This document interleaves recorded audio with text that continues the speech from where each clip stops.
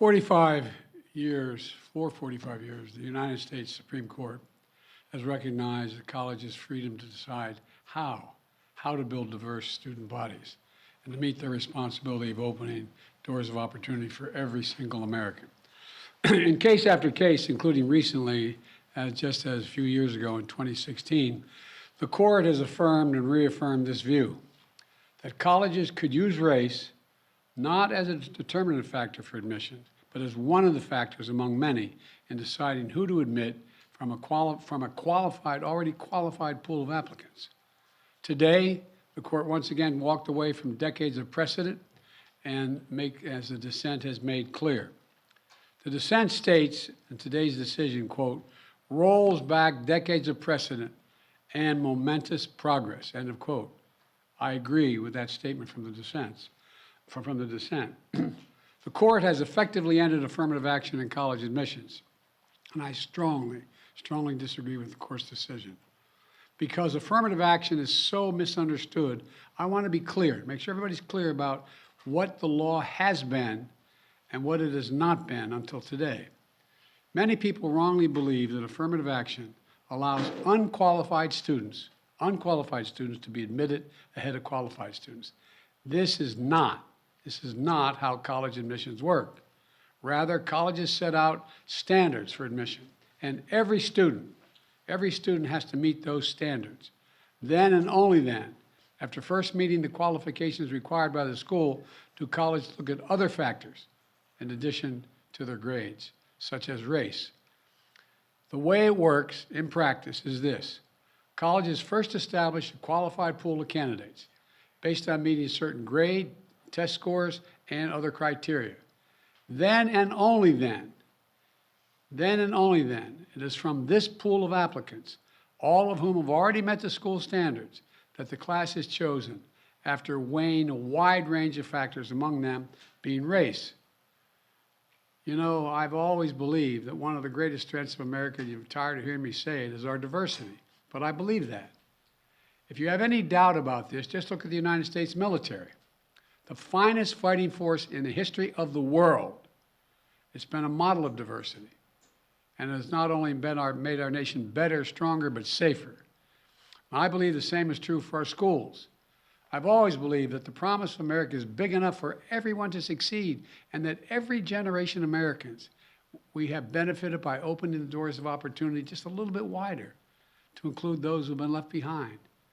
I believe our colleges are stronger when they're racially diverse. Our nation is stronger because we are tapping into the full range of talent in this nation. I also believe that while talent, creativity, and hard work are everywhere across this country, not equal opportunity. It is not everywhere across this country. We cannot let this decision be the last word. I want to emphasize, we cannot let this decision be the last word. While the court can render a decision, it cannot change what America stands for. America is an idea unique in the world, an idea of hope and opportunity, of possibilities, of giving everyone a fair shot, of leaving no one behind. We've never fully lived up to it, but we've never walked away from it either. We will not walk away from it now. We should never allow the country to walk away from the dream upon which it was founded. That opportunity is for everyone, not just a few.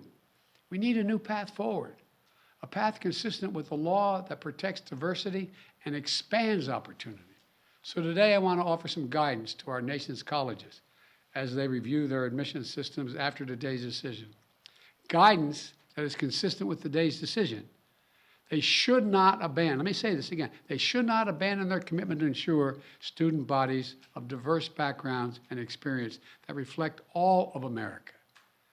What I propose for consideration is a new standard, where colleges take into account the adversity a student has overcome when selecting among qualified applicants. Let's be clear, under this new standard, just as was true under the earlier standard, students first have to be qualified applicants. They need the GPA and test scores to meet the school's standards. Once that test is met, then adversity should be considered, including students' lack of financial means, because we know too few students of low-income families, whether in big cities or rural communities, are getting an opportunity to go to college. when a poor kid, maybe the first in their family to go to college, gets the same grades and test scores as a wealthy kid, whose whole family's gone to the most elite colleges in the country, and whose path has been a lot easier. Well, the kid who faced tougher challenges has demonstrated more grit, more determination, and that should be a factor that colleges should take into account in admissions, and many still do. It also means examining where the student grew up and went to high school. It means understanding the particular hardships that each individual student has faced in life, including racial discrimination that individuals have faced in their own lives. The court says, quote, "Nothing in this opinion should be construed as prohibiting universities from considering an application's discussion of how race has affected his or her life, but be it through discrimination or inspiration or otherwise," end of quote. Because the truth is, we all know it, discrimination still exists in America. Discrimination still exists in America. Discrimination still exists in America. Today's decision does not change that. It's a simple fact.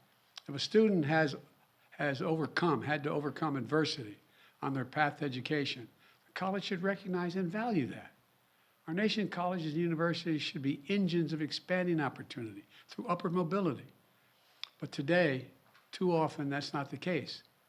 The statistics, one statistic, students from the top 1% of family incomes in America are 77 times more likely to get into an elite college than one from the bottom 20% of family incomes. 77% greater opportunity. Today, for too many schools, the only people who benefit from the system are the wealthy and the well-connected. The odds have been stacked against working people for much too long. We need a higher education system that works for everyone, from Appalachia to Atlanta and to far beyond. We can and must do better, and we will.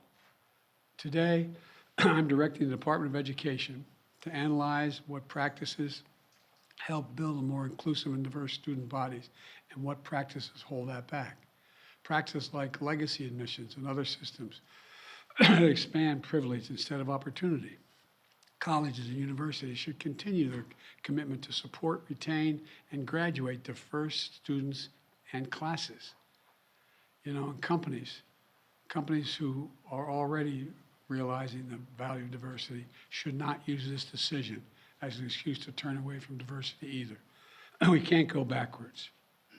You know, I know today's court decision is a severe disappointment to so many people, including me. But we cannot let the decision be a permanent setback for the country. We need to keep an open door of opportunities. We need to remember that diversity is our strength. We have to find a way forward. We need to remember that the promise of America is big enough for everyone to succeed. You know, that's the work of my administration, and I'm always going to fight for that. And I want to thank you all. And I know you've been told I have a helicopter out there waiting to go up to do an interview in New York. I'll be talking more about this, a live interview. But thank you very much, and we're going to have plenty of time to talk about this. But we're not going to let this break us.